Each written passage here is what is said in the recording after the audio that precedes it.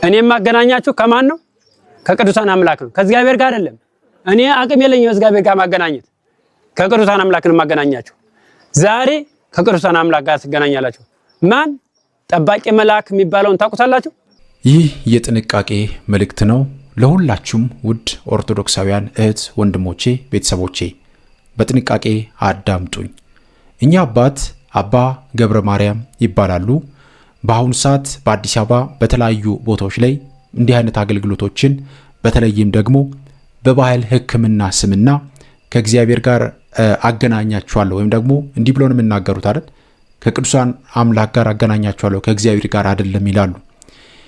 ይሄ ንግግር በራሱ ትልቅ ስህተት ያለበትና እንደ ቤተክርስቲያናችን ነገረ መለኮት ትምህርት መሰረት በጣም እጅግ በቴዎሎጂ አስተምሮ እጅግ ትልቅ ስህተት ያለበት እግዚአብሔርን በተለያየ መንገድ መከፋፈልን የሚያሳይ እኛ እንደ አይነት አስተምህሮ በቤተክርስቲያናችን የለንም። ይህንን ቪዲዮ የሚሰራው ዛሬም በጣም ብዙ ሰዎች በዚህ አይነት መንገድ እየተጭበረበሩ እየተሳሳቱ ስለሆነ በቅርብ የማውቃቸውም ሰዎች ጭምር ሳይቀር ወደዚህ ቦታ በመሄድ እየሄዱ እንደሆነ መረጃው ስለደረሰኝና የድምጽ መልእክቶች ስለደረሱኝ ይህንን ነገር እንድትጠነቀቁ በማለት ነው ይህንን ቪዲዮ የሚሰራው። እኚህን አባት ለረጅም ጊዜያት ሲከታተል ነበረ። ይህንን ዩቲዩብ ቻናል ከጀመሩበት ጊዜ ጀምሮ ሲከታተላቸው ነበረ። ነገር ግን ቪዲዮ በሰዎች ለመስራት በጣም ቀላል ቢሆንም ዝም ብሎ ቪዲዮ መስራት ጥሩ አይደለም ብዬ ስላሰብኩኝ እየተከታተልኩኝ ነበረ። ነገር ግን ትምህርቶቹን በደንብ ለማዳመጥ እየሞከርኩኝ ነው። በዚህ ቪዲዮ ላይ እንደምትመለከቱት እኔ የማደርሳችሁ ወደ ቅዱሳን አምላክ እንጂ ወደ እግዚአብሔር አይደለም ይላሉ እኚህ አባት። በጣም በሚገርም ሁኔታ እንግዲህ የቤተ ክርስቲያንን ትምህርት የተረዳ ያወቀ ሰው እንደዚህ አይነት ትልቅ የምንፍቅና የስህተት ትምህርት በጭራሽ ሊናገር አይችልም። ይሄ ማለት ምን መሰላችሁ ውድ ቤተሰቦቼ? እኚህ አባታችን የተናገሩት ንግግር እስቲ አዳምጡት በድጋሚ። እኔም ማገናኛችሁ ከማን ነው? ከቅዱሳን አምላክ ነው፣ ከእግዚአብሔር ጋር አይደለም። እኔ አቅም የለኝም ከእግዚአብሔር ጋር ማገናኘት። አዎ እንዳዳመጣችሁት ነው። ተመልከቱ። እኔም ማደርሳችሁ ወደ ቅዱሳን አምላክ እንጂ ወደ እግዚአብሔር አይደለም ማለት በጣም እጅግ ትልቅ ስህተት ነው።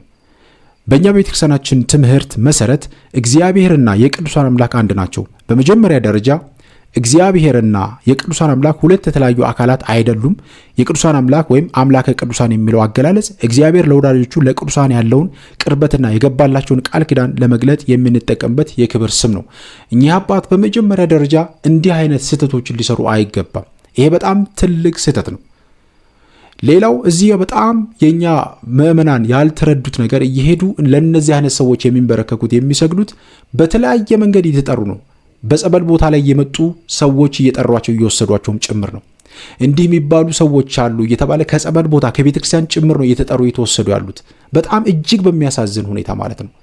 እጅግ በሚያሳዝን ሁኔታ ቤተክርስቲያን ሄዳችሁ የሆነ ቦታ እየተጠመቃችሁ ባላችሁበት ቦታ ላይ እንዲህ የማውቃቸው አባቶች አሉ የተባለ የተጠሩ ነው የተወሰዱ ወደዚህ ቦታ የሚሄዱት።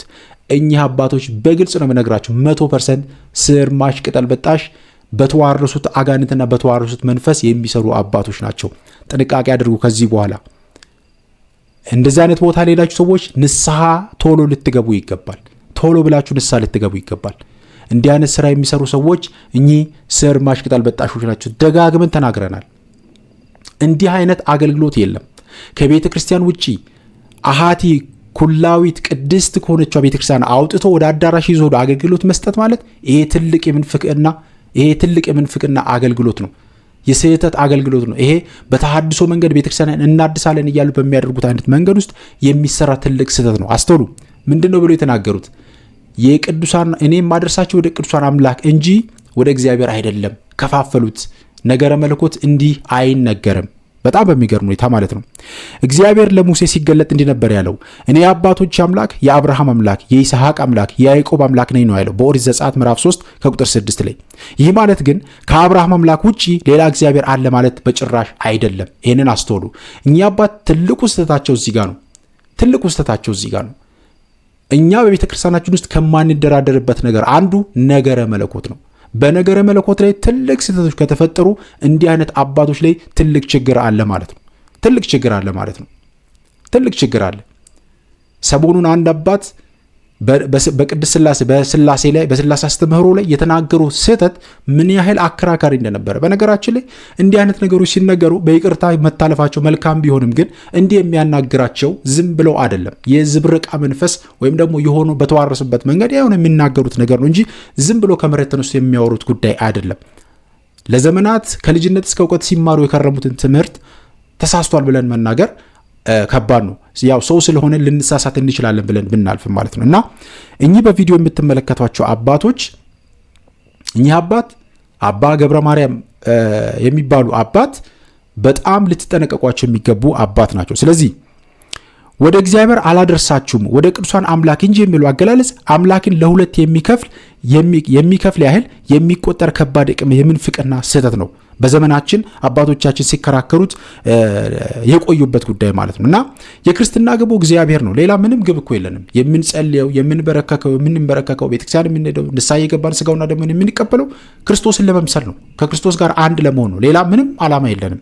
ስለዚህ ክርስትና ግቡ እግዚአብሔር ነው። አንድ የቤተክርስቲያን አባት መምህር ወይም ካህን ዋነኛው ተልእኮ ነፍሳትን ወደ እግዚአብሔር ማቅረብ ነው እንጂ ቅዱሳን ራሳቸው የደከሙትና ያስተማሩት ሰዎች ወደ እግዚአብሔር እንዲቀርቡ እንጂ ወደ እነርሱ ብቻ እንዲቆሙ አይደለም። ይሄ በጣም ትልቅ ስህተት ነው። ከዚህ ከኛ አባት አንዱ ትልቁ ከባዱ ስህተት ይሄ ነው። እኔ ወደ ቅዱሳን አምላክ አደርሳችኋለሁ እንጂ ወደ እግዚአብሔር አይደለም። ይሄ ትልቅ ስህተት ነው። ስለዚህ አንዱ ትልቁ ከባዱ ነገር ይሄ ነው። ወደ እግዚአብሔር አላደርሳችሁም የሚል መምህር የክርስቶስን አዳኝነትና መካከለኝነት ወይ ቤዛነት እየካደ ነው ማለት ነው። ቅዱስ ጳውሎስን በመልእክቱ እንደተናገረው ማለት ነውና ወደ እግዚአብሔር አላደርሳችሁም የሚል መምህር የክርስቶስን አዳኝነትና መካከለኝነት ወይ ቤዛነት እየካደ ነው ማለት ነው። ቅዱስ ጳውሎስን በመልእክቱ ከእግዚአብሔር ጋር እናስታርቃችኋለን ወይም ደግሞ እንዲህ ብሎ ሁለተኛ የቆሮንቶስ መልእክት ምዕራፍ 5 ከቁጥር 20 ላይ እንዲህ ብሎ እንደተናገረው ማለት ነው። እንግዲህ እግዚአብሔር በእኛ እንደሚማልድ ስለ ክርስቶስ መልእክተኞች ነን፣ ከእግዚአብሔር ጋር ታረቁ ብለን ስለ ክርስቶስ እንለምናለን ብሎ ቅዱስ ጳውሎስ ተናግሯል። ስለዚህ እኚህ አባት የሚናገሩት ትልልቅ ስህተቶች ናቸው ማለት ነው። ትልልቅ ስህተቶች ናቸው ማለት ነው። እንዲህ አድርገን ዘርዘር አድርገን ብንመለከት በጣም ብዙ ነገሮችን ማንሳት እንችላለን። ይህንን ቪዲዮ ለጥንቃቄ እንዲሆናችሁ ብዬ ነው የሚሰራው። ዛሬ በጣም ብዙ ሰዎች ከቤተ ክርስቲያን እየወጡ ይሄዱ ነው። በተለይም ደግሞ አስተውሉ፣ በየቲክቶክ አካውንታችሁ ላይ እየገቡ እኚህ አባት የማውቃቸው እንዲህ አይነት አባቶች አሉ፣ ወደዛ ይዣችሁ ልሂድ፣ ደውሉልኝ፣ እንዲያደርጉልኝ እያሉ በየቲክቶኩ ፔጅ ላይ የሚጽፉ ሰዎች አሉ። በየፌስቡኩ ፔጅ ላይ እንዲህ የሚጽፉ ሰዎች አሉ። እኔ ጋር በተለይ የማይጻፍበት ቀን የለም። እስካሁን በዩቲዩብ ነው ያላየሁት እንደዚህ አይነት ነገር። በዩቲዩብ ኮሜንት ላይ ነው ያላየሁት እንደዚህ አይነት ነገር። በቲክቶክ እና በፌስቡክ ላይ በደንብ ተደርጎ ይጻፋል። በቴሌግራም ጻፍ እንደዚህ አይነት ነገሮችን አይቻለሁ። ስለዚህ ዛሬ ሰዎች ከቤተ ክርስቲያን እየተወሰዱ እንደዚህ አይነት አባቶች ጋር እየሄዱ ነው ያሉት። በቃል መተው ነው ሰዎች በነገራችን ላይ መተው መረጃ ይሰጣሉ። ይህንን ስራ ደግሞ የሚሰሩት እዛ በመጀመሪያ ሰዎች ወደ እነሱ እንዲመጡ ይህንን ስራ ሰርተው ያሰማሯቸው ሰዎች አሉ። በየቤተ ክርስቲያኑ ሴቶችም አሉ፣ ወንዶችም አሉ የዚህን ስራ የሚሰሩ ማለት ነው። በጣም እንድትጠነቀቁ የሚያስፈልገው እዚህ ጋር ነው። ስለዚህ የክርስትና ግቡ እግዚአብሔር ነው፣ ሌላ ነገር የለም። ውድ ቤተሰቦቼ ጸሎት የሚቀርበው ወደ ማን ነው? ይሄ በጣም ጥንቃቄ የሚያስፈልገው ነገር ነው። እኛ አባት እኔም ማቀርባችሁ ወደ ቅዱሳን አምላክ ነው እንጂ ወደ እግዚአብሔር አይደለም ብለው ተናግሯል። ጸሎት የሚቀርበው ወደ ማን ነው? ጸሎት የምናቀርበው ወደ እግዚአብሔር ነው አይደል? አስተውሉ ይሄንን። ስለዚህ ጸሎት የምታቀርቡት ወደ ቅዱሳን አምላክ እንጂ ወደ እግዚአብሔር አይደለም የሚለው ትምህርት ፍጹም ስህተት ነው። እኛ አባት በዚህ ቪዲዮ ላይ በደንብ ከገለጹት ነገር አንዱ ይሄ ነው። አስተውሉ። ጸሎት ወይም አምልኮ የሚቀርበው ለቅድስት ሥላሴ ለአብ ለወልድ ለመንፈስ ቅዱስ ብቻ ነው። እኛ በጸሎታችን አምላካችን እግዚአብሔር ሆይ እንላለን። አስተውሉ።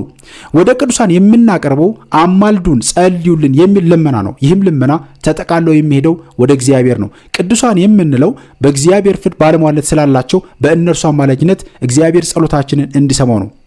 እዚህ ቪዲዮ ለኛ አባት ያነሱት ወይም ያቀረቡት ትልቁ ስህተት እግዚአብሔርን አግልሎ ወደ ቅዱሳን አምላክ ብቻ ጸልዩ ማለት እግዚአብሔርንና ፍቅሩን የማይሰማ እግዚአብሔር ሩቅና የማይሰማ አድርጎ የማቅረብ ቅዱሳንን ደግሞ ከፈጣሪ በላይ አዳኝ አድርጎ የመሳል አደገኛ አካሄድ ነውና ይሄንን በደንብ ልንጠነቀቀው የሚገባ መሰረታዊ ነገር ነው። ስለዚህ ውድ ኦርቶዶክሳውያን ይሄ በጣም ከባድ ነገር ነው። የዚህ አስተምህሮ የዚህ ትምህርት ዋና አደገኛ መንገዶቹ አንደኛ ጣዖት አምልኮ ነው። በነገራችን ላይ ቅዱሳንን ከእግዚአብሔር ነጥሎ መድረሻና ብቸኛ ሰማይ አድርጎ ማቅረብ ሰዎችን ወደ ስውር ጣዖት አምልኮ ይወስዳል። ለዚህ ነው እኚህ አባት አስተምህሯቸው ትልቅ አደጋ አለው። አስተውሉ። ወደ ቅዱሳን አምላክ እንጂ ወደ እግዚአብሔር አላደርስም ካለ የምናመልከው እግዚአብሔርን አይደለም ማለት ነው። አስተውሉ። በዚህ ቪዲዮ ለገና ሌላ ነገር ትመለከታላችሁ፣ ማሳያችሁ ነገር ስላለ ማለት ነው። ይሄ በጣም ከባድ ነገር ነው። ይሄ አንዱ ትልቁ ከባዱ ነገር ስለሆነ ይሄን ነገር የምነግራችሁ። ሌላው ክርስቶስን መካድ ነው። ክርስቶስን መካድ ነው። ወደ እግዚአብሔር አላደርሳችሁም ማለት በክርስቶስ ደም የተገኘውን ወደ አብ የመግባት መብት መካድም ጭምር።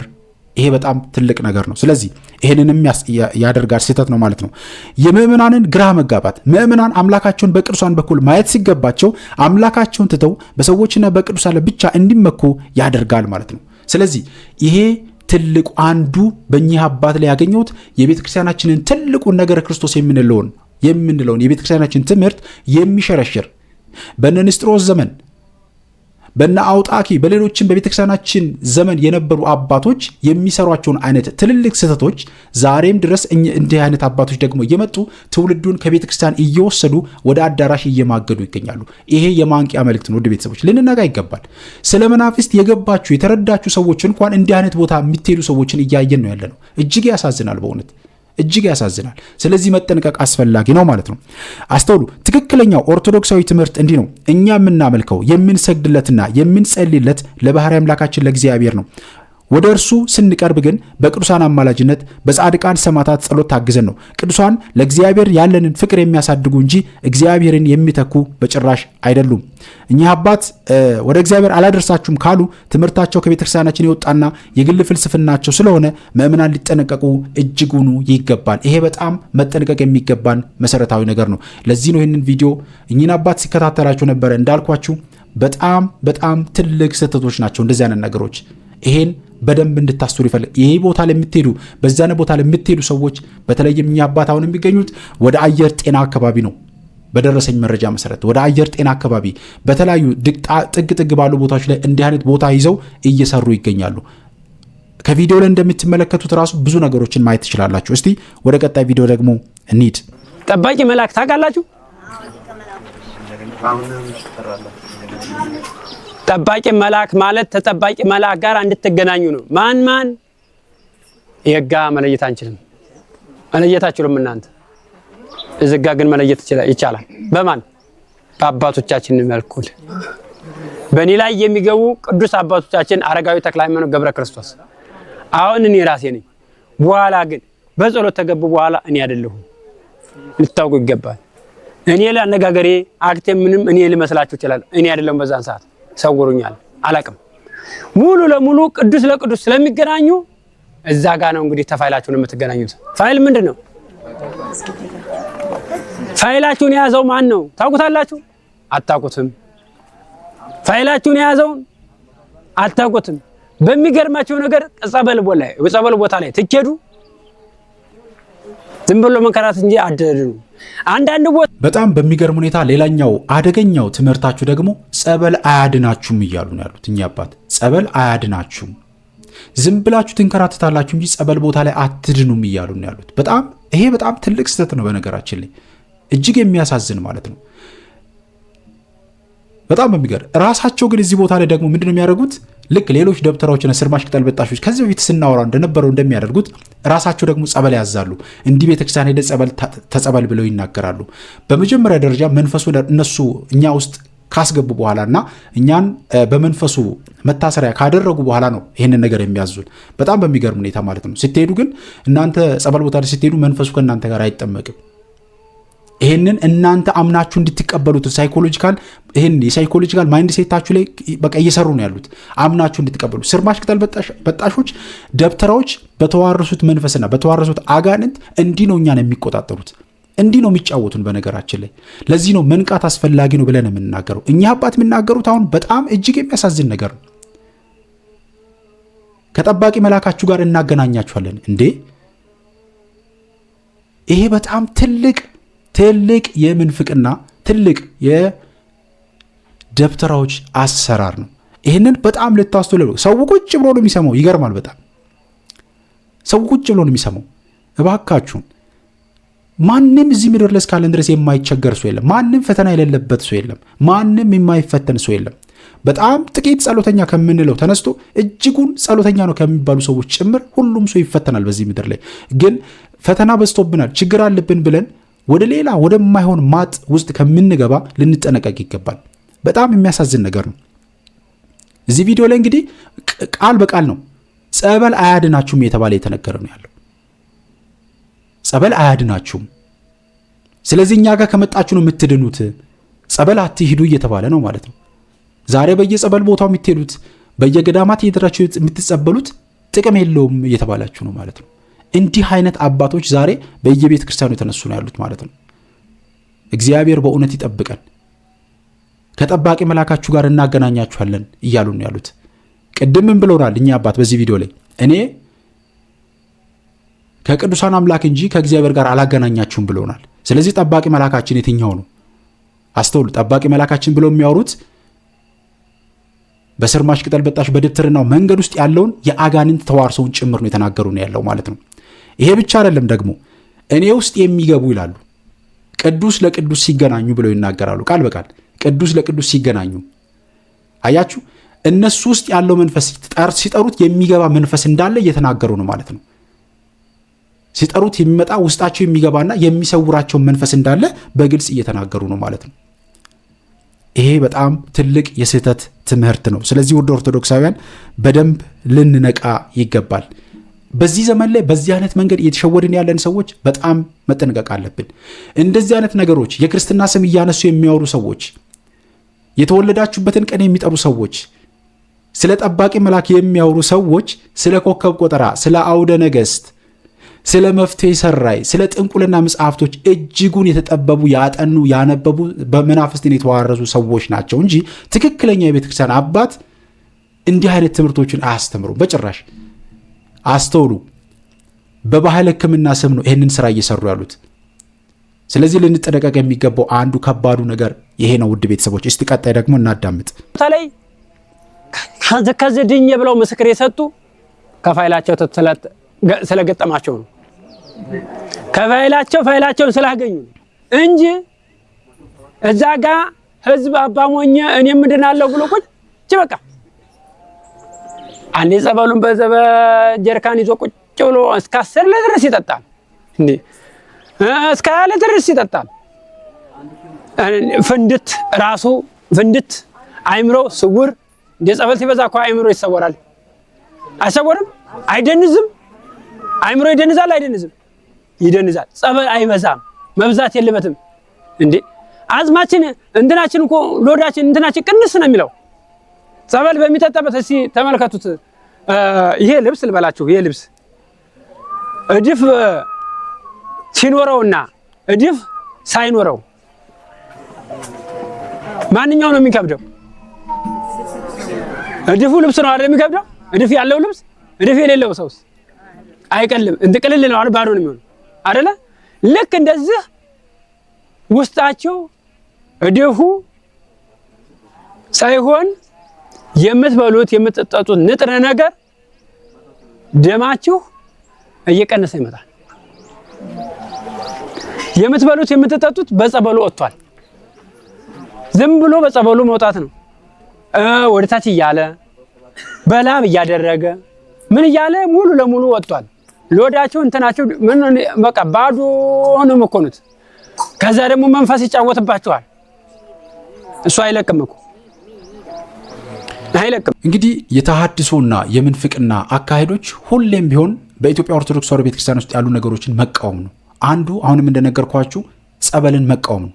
እንግዲህ አሁን በዚህ ቪዲዮ ላይ እንደተሰማችሁት እጅጉን ከጸበል ጋር ያላቸውን ነገሮች እንዴት አድርጎ እንደሚያነሱ ተመልከቱ። ጸበል ትሄዳላችሁ አትፈወስም ብለው አሁን ደግሞ ጸበል አብዝታችሁ በጠጣችሁ ቁጥር እንዲህ አይነት ነገሮች ይከሰታሉ፣ እንዲህ አይነት ነገሮች ይመጣሉ፣ ትከሳላችሁ፣ ትታመማላችሁ። ከውስጣችን የሚወጣውን ነገር እንኳን ከውስጣችን ስንት ነገር ነው ይወጣሉ። እስቲ እናንተ መስካሪዎች መሆን ትችላላችሁ፣ ምስክር መስጠት ትችላላችሁ። ስንት ቪዲዮዎችን አይተናል። ጸበል አብዝቶ መጠጣት እግዚአብሔር በጥቂትም በብዙም ያድናል። ይሄ በዚህ የምንጠራጠር ክርስቲያኖች አይደለን በጭራሽ። ምክንያቱም አምነን የምንሰራው አምነን የምንከተለውና እግዚአብሔር ስላለን ማለት ነው። የምንወደው የምናፈቅረው እግዚአብሔር ስላለን ማለት ነው። ዓለማትን የፈጠረ ቅዱስ ኃያል የሆነ አምላክ ስላለን፣ ኤልሻዳይ አዶናይ የሆነ አምላክ ስላለን ማለት ነው። ስለዚህ እግዚአብሔር በጥቂትም በብዙም ያድናል። ስለዚህ ጥቂትም ጸበል የጠጣ ሰው በእግዚአብሔር ቸርነት ይፈውሳል። ብዙም የወሰደ ሰው እንደ አቅሙ ደግሞ እግዚአብሔር ይፈውሷል። እግዚአብሔር ለሁሉም ነገር የራሱ መንገድና አሰራር ስላለው ማለት ነው። እዚህ ጋር ግን የሚያነሱት አባታችን ጸበል ትጠጣላችሁ፣ ደርቃችሁ ከስታችሁ ትቀራላችሁ፣ ውስጣችሁ ያለው ነገር ወጥቶ ያልቅና ትታመማላችሁ እያሉ ነው ያሉት። ጸበል በመውሰዳችሁ ትታመማላችሁ። አስተውሉ። ጸበል ወስደን ከውስጣችን ስንት አጋንንት ነው የለቀቀው? ስንት አጋንንት ነው የወጣው? ኢቭን እሱ ብቻ አይደለም። በዚህ ቪዲዮ ላይ ተናገሩ ያሉት አትድኑም፣ አይለቃችሁም እኮ እያሉ ነው ያሉት። ለምን? ያውቁታል እነሱ በምን መልቀቅ እንዳለበት ስለሚያውቁ ማለት ነው። በተለይም ደግሞ ስርማሽ ቅጠል በጣሹ ደብተራው ሰርቶ የሚልካቸው አጋንንቶች ምስጢር ሆነው ውስጣችን ስለሚገቡ ትልቅ መንፈሳዊ ጥንቃቄንና ስግደትን ንስሐ መግባትን በደንብ ወደ እግዚአብሔር መቅረብን የሚፈልጉ ስለሆነ ማለት ነው። ጉዟችንን መንገዳችንን ስለተረዱ ይህንን ነገር የሚናገሩት አይለቅም ብለው የሚናገሩት በድፍረት ማለት ነው። ይሄ እጅግ ስህተት የተሞላበት አስተምህሮ ነው። ኦርቶዶክሳውያን በደንብ ልንነቃ የሚገባውና በደንብ ራሳችንን ልንፈትሽ የሚገባ ትልቅ ይሄ የስህተት መንገድ ነው። ስለዚህ ዛሬ በጣም ብዙ ዋጋ እየከፈልን ያለ ነው። በዚህ አይነት መንገድ ውስጥ እየተጠመድን ነው። እባካችሁን የትኛውም አይነት ፈተና ይኑር፣ የትኛውም አይነት ችግር ይኑር፣ ወደ አንዲት ኩላዊት ቅድስት ወደሆነቿ ቤተክርስቲያን እንቅረብ። ከንስሐ አባቶቻችን ጋር እንነጋገር፣ እንንበርከክ፣ እንስገድ፣ ንስሐ እንግባ፣ ስጋውና ደሙን እንቀበል። በቃ ሌላ መድኃኒት የለም። መድኃኒት ፍለጋ እያለን ከአንዱ አባት ወደ አንዱ አባት ስንሽከረከር መካከል ላይ አንዱ ጭሉሌ መጥቶ ይወስደንና ይበላናል፣ እንጠፋለን። ይሄ በጣም ከባድ ነገር ነው። ዛሬ ብዙ ምዕመናን እንግዲህ ይህንን ነገር የሚሰራላችሁ ይሄ ቪዲዮ የሚሰራላችሁ ዝም ብዬ አይደለም፣ ነግሬያችኋለሁ። ብዙ ምዕመናን ከቤተ ክርስቲያን ለጸበል ከመጡበት ቦታ የተወሰዱ ወደ እኚህ አባት እየሄዱ ስለሆነ ነው። ወደ እኛ አባት እየሄዱ ነው። ይህንን ስራ ደግሞ በምን እየሰሩ ነው ያሉት? በማህበራዊ ሚዲያ ላይ እያጧጧፉት ነው ያለው። በየቲክቶኩ፣ በየቴሌግራሙ፣ በየዋትሳፕ ግሩፖች፣ በተለያዩ መንገዶች ይህንን ነገር እየሰሩ ነው የሚገኙት። እንዲህ የሚባሉ አባት አውቃለሁ፣ ወደዚህ አባት ወስዳችኋለሁ፣ ደውሉልኝ፣ እንዲህ አይነት ነገሮች ነበሩብኝ፣ ተስተካክሎልኛል፣ ተፈተውልኛል፣ ወደዚህ አባት ወስዳችኋለሁ የሚሉ ሰዎች በስቷል በዚህ ዘመን ላይ። ስለዚህ ይሄ ሁሉ ነገር የተከሰተ ያለው ዝም ብሎ አይደለም። እባካችሁን ተጠንቀቁ። በፍጹም ምናልባት ጸበል ተጠጥቶ እስከምትወጡ ጨርሶ ድረስ ምናልባት እዛ ጋር ቁጭ ብሎ ሊሆን ይችላል። ከዛ ድክም ሲላችሁ እሱ ደግሞ መጥቶ ክምር ይልባችኋል። ደቀቀቀቀቀቀ ሰልሰልሰልሰል። ከዛ ብዙ ነገሮች አሉ። ይህንን መገምገም ይገባችኋል። ዝም ብላችሁ ጸበሉን ዝም ብሎ መጠጣት ሳይሆን አሁን ጸበሉን ብትጠጡ ከፋይላችሁ ተገናኝታችሁ ከሆነ ጸበሉን ብትጠጡ ገና በአንድ ኩባያም ሊወጣ ይችላል። በአንድ ኩባያ ሙሉ ጀሪካን ባጠጡ በአንድ ኩባያም ሊወጣ ይችላል። እሱ ዋናው ቃል ኪዳኑ ነው አይደለ? ሙሉ ደም ስራችሁ ሙሉ ለሙሉ በአንድ ኩባያ ሊያደርሰው ይችላል። ሙሉ ሆዳችሁን ሙሉ ሁሉ ነገራችሁን ሊያደርሰው ይችላል። ብዙ 5 ሊትር 20 ሊትር ስለጠጣችሁ ሊያደርሰው ላይችል ይችላል። እሱ የሚያውቀው ጥበቡ እሱ ጋር ነው፣ እጁ ላይ ነው ያለው። እና ይህን ነገር ታታውቁ ስለቀራችሁ ነው። እሺ አሁን ተፋይላችሁ ነው ዛሬ የምትገናኙት፣ ተፋይላችሁ ነው። ማን ነው? የክርስትና ስማችሁ አንደኛው ነው፣ የመጨረሻው ማለት። እሺ አንድ ያይቀል ጠይቃችሁ፣ የተወለዳችሁበት ቀን ታውቁታላችሁ? አታውቁትም? አዎ የምትሉ ሰዎች አታውቁትም። የማታውቁትን ነገር አውቃለሁ አትበሉ። አታውቁትም። እኔ አሁን ግልጽ አደርግላችኋለሁ እንዴት እንደሆነ። አሁን ይሄንን በመሃል ያለውን ነገርኳችሁ። እሺ የተፈጠራችሁበት ያለውን ቅዱስ ታውቁታላችሁ ወይ? የተፈጠራችሁበት እንቁላሏ። እንዲህ አይነት ጥያቄዎችን የሚያቀርቡ ሰዎች በጣም ልትጠነቀቋቸው ይገባል። የክርስትና ስም የሚጠይቁ፣ የተወለዳችሁበትን ቀን የሚጠይቁ፣ የተፈጠራችሁበት ቀን እያሉ የሚጠይቁ ሰዎች በጣም በሚገርም ሁኔታ ከአውደ ነገሥት ከኮከብ ቆጠራ ጋርና ከስርማሽ ከቅጠል በጣሽነት መንገዶች ጋር ከመፍትሄ ሰራይ ከምንላቸው ከዚህ ጥበብ ነው እውቀት ነው እያሉ በተለይም ደግሞ ከባህል ሕክምና ጋር በሚያቀርቧቸው መንገዶች ውስጥ ትውልዱን እንዴት እያጠመዱ እንዳለ በደንብ ማየት ትችላላችሁ።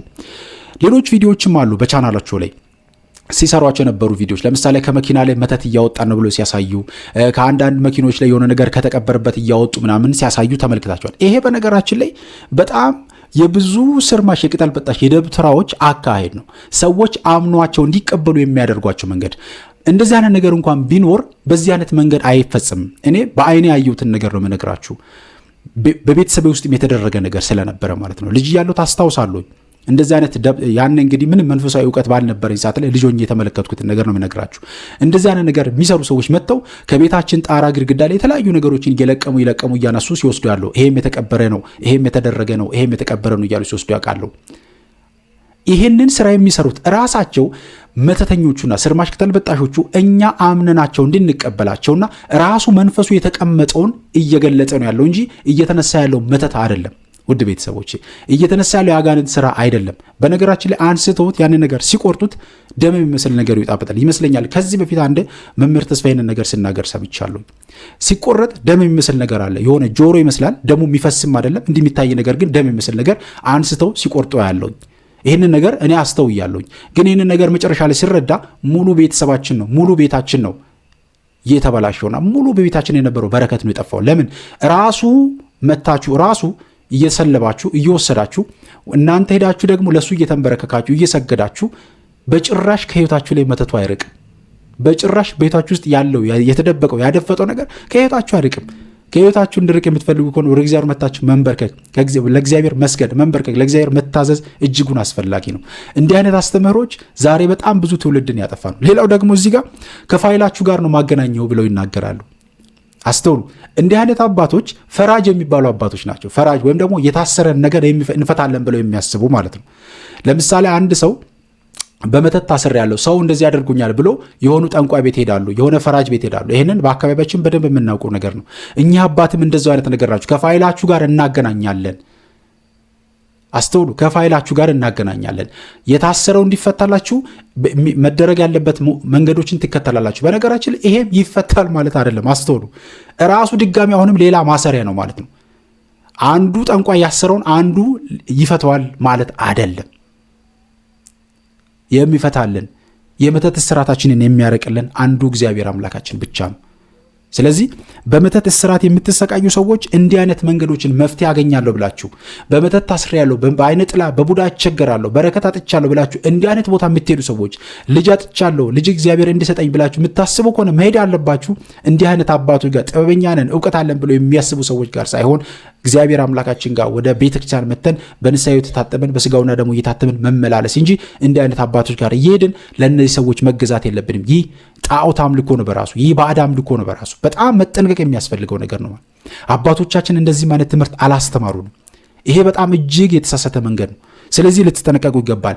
ከፋይላችሁ ጋር አገናኛለሁ የሚሉ ሰዎች ስማችሁን የክርስትና ስማችሁን ወስደው በአውደ ነገሥት በኮከብ ቆጠራ ጥበብ ነው እውቀት ነው ብለው በሚጠሩት በእነዚህ አይነት በክፋት መንገድ ውስጥ መናፍስትን በማዋረሻ መንገድ ውስጥ እኛን አስሮ ለማስቀረት የሚጠቀሙበት የሚይዙት መንገድ ነው። ይህንን በደንብ ልትጠነቀቁ ይገባሉ ውድ ኦርቶዶክሳውያን። ስለዚህ ይህንን ነገር ማስተዋል በጣም አስፈላጊ ነው። እንቀጥል ወደ ቪዲዮ። የወንድ ዘርና የሴት ዘር ተገናኝተው እንቁላሏ ትሰበር የነበረውን ቅዱስ ታውቁታላችሁ። አያችሁ፣ ፋይል ማለት ይሄ ነው። ፋይላችሁን የያዘ ይሄ ቅዱስ ነው። ጌታችን አምላካችን ሲያበጃጀና ሲሰራን ምን ሆኗል? ይህ ቅዱስ ሲመለከት ነበር። የደም ሴሎቻችን በሙሉ ያውቃቸዋል። በሙሉ ይችን ጸጉራችን ስንት እንደሆነች ያውቃቸዋል። ከዛስ ሁለተኛው ቅዱስ ደግሞ ሁለተኛው ጠባቂ መልአክ ማለት የተወለዳችሁበት ዕለት የዋለነ ቅዱስ ነው። አሁን ምሳሌ ልንገራችሁ። እኔ እርጉዝ ነኝ ልበላችሁ። አፈጣጠሩ እንዲህ ወደ ላይ ነው አይደለ? ሲፈጠር ተዘዝቆ ነው እንዴ? እንደዚህ ወደ ላይ ነው። እሺ አሁን ዛሬ ምጥ ያዘኝ ወይ ነገ ወይ ለተነገ ወዲያ ወይም ነገ ለነገ አጥቢያ ልወልድ እችላለሁ። ምጥ ያዘኝ ዕለት ነው የሚታሰበው ወይስ የወለድኩለት ነው? የተወለደለት አይደለም። ምጥ ያዘኝ ዕለት ነው መታሰብ ያለበት። ምጡ የሚይዘኝ ምንድነው ስንል ልክ እንዲህ የነበረው ቆሞ የነበረው ሲገለበጥ ነው ምጥ የሚይዘኝ እንጂ እንደ ቆም አይደለም ምጥ የሚይዘኝ አይደል? እንደ ቆርጣት ትንሽ ያዝ ያዛርገኛል እንጂ ሲገለበጥ ነው እንሽሩታ የሚባል አለ አይደል?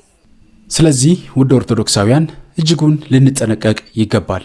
ይህንን ቪዲዮ የሰራሁት እኔ ከአባቶች ጋር ምንም አይነት የግል ጉዳይ ችግር የለብኝም። ነገር ግን ምእመናን በዚህ አይነት መንገድ ሲሳሳቱ፣ በዚህ አይነት መንገድ ሲሸወዱ ዝም ማለት አንችልም። ምክንያቱም ሰዎች ከቤተ ክርስቲያኑ እየተጠሩ እየሄዱ ያሉት ወደዚህ ቦታ፣ በቀጣይ ደግሞ የእናንተም የምትሰጡኝን መረጃ ሌሎችንም ተጨማሪ መረጃዎች እኔ ጋር ያሉ መረጃዎችን ጨምሬ በዚህ ጉዳይ ላይ እቀጥልበታለሁ። አለ የምትሏቸውን መረጃዎች ሰዎች እንዲቀየሩ፣ ሰዎች እንዲለወጡ፣ ሰዎች ከዚህ ወጥመድ እንዲወጡ የምትፈልጉ ከሆነ አለ የምትሉትን መረጃ በቴሌግራም በውስጥ መስመር ላኩልኝ። እንዲህ አይነት አባቶች ስርዓት ሊይዙ ይገባል። ይሄ በጣም እጅግ ከባድ ነገር ነው። እኛም ምዕመናን መጠንቀቅ ያስፈልጋል። ዛሬ በምንፍቅናው በተለያየ መንገድ ቤተክርስቲያናችን በጣም በብዙ ፈተና ውስጥ ትገኛለች። አንዱ ደግሞ ቤተክርስቲያናችንን እየፈተነ ያለው ጉዳይ እንዲህ አይነት ነገር ነው። እንዲህ አይነት የድብትርና የስርማሽነት የቅጠል በጣሽነት መንገድ ማለት ነው። በባህላዊ ሕክምና ሲም የማይሰራ ነገር የለም። ዛሬ የማይፈጸምብን ነገር የለም። ስለዚህ ውድ ኦርቶዶክሳውያን ልትጠነቀቁ ይገባል። ይሄ በጣም እጅጉን ከባድ ነገር ነው። እንደ ቤተክርስቲያናችን አስተምሮ መሰረት እንግዲህ እኛ አባት አሁን ሲያነሱ ምንድነው 3 ጠባቂ መልአክ አለው አንድ ሰው ብለው ተናግረዋል። እኛ እንደ ቤተክርስቲያናችን የምናውቀው 2 ጠባቂ መልአክ እንዳለን ነው የምናውቀው። የቀንና የሌሊት ጠባቂ መልአክ እንዳለ ሊቃውንት ቤተክርስቲያን እንደሚያስተምሩት ለእያንዳንዱ ሰው 2 መላእክት ይመደቡለታል። እነዚህም የቀን ጠባቂ መልአክ ከማለዳ እስከ ማታ ድረስ የሚጠብቁና በጎ ስራን የሚመዘግቡ፣ የሌሊት ጠባቂ መልአክ ከማታ እስከ ንጋት ድረስ ከመኝታ መቅሰፍትና ከሌሊት ግርማ የሚጠብቁ፣ አንዱ በቀኝ አንዱ በግራ ሆኖ ይጠብቃሉ ተብሎ ይተረጎማል። በቀኝ ያለው በጎ ስራን ይጽፋል፣ በግራ ያለው ደግሞ ከክፉ መናፍስት ጥቃት ይከላከላል ብለው ይናገራሉ። እኛ አባት ግን የሚናገሩት 3 ጠባቂ መልአክ አላችሁ እያሉን ነው። 4 ይኑረን 10 ይኑረን መልካም ነው። ግን እንደ ቤተክርስቲያን አስተምህሮ የምናውቀው 2 ጠባቂ መልአክ እንዳለን ነው። ይሄ በጣም ትልቅ ነገሮችን እንድንጠራጠር የሚያደርጉ ነገሮች ናቸው። ስለዚህ ብዙ ነገሮችን ማንሳት እንችላለን እኛ አባት ከሚያነሷቸው ነገሮች አንጻር። ስለዚህ ይሄን ያህል መረጃ ከሰጧችሁ ይበቃችኋል። በጣም እንድትጠነቀቁ እንድታውቁ ስለሚፈልግ ነው ነገር የሰራሁትና እግዚአብሔር በእውነት ሁላችንን የሚጠብቀን። በያላችሁበት ሰላም ሁኑ። ከዚህ አይነት አሰራር በማንኛውም አይነት ችግር ውስጥ ብትሆኑ በዚህ አይነት መንገድ ውስጥ መግባት ሳይሆን ወደ ትክክለኛው ቤተክርስቲያን ቀርባችሁ ከቤተክርስቲያን አባቶች ጋር መነጋገር፣ ከንስሐ አባቶች ጋር መነጋገር፣ ችግሮቻችሁን በዛ መንገድ ውስጥ ለመፍታት መሞከር እንጂ በዚህ አይነት በተሳሳተ መንገድ ውስጥ ከሄድን ዋጋ እንከፍልበታለን ማለት ነው። እግዚአብሔር አምላካችን ሁላችንን የሚጠብቀን። ይህንን ቪዲዮ የደረሳችሁ ሰዎች ራሳችሁን ጠብቁ። ከኛ አይነት ሰዎች ራሳችሁን ጠብቁ። ከኛ አይነት አባት ራሳችሁን ጠብቁ። እኔ መንገድ ነኝ፣ እኔ መንገድ አሳያችኋለሁ፣ እኔ ወደ ቅዱሳን አምላክ አደርሳችኋለሁ የሚሉ የተሳሳቱ ትምህርቶችን ከሚያስተምሩ ሰዎች ከምንፍቅና ከክህደት ትምህርት ልትጠበቁ ይገባል። እግዚአብሔር አምላካችን ከሁላችን ጋር ይሁን። ይቆየን። አሜን።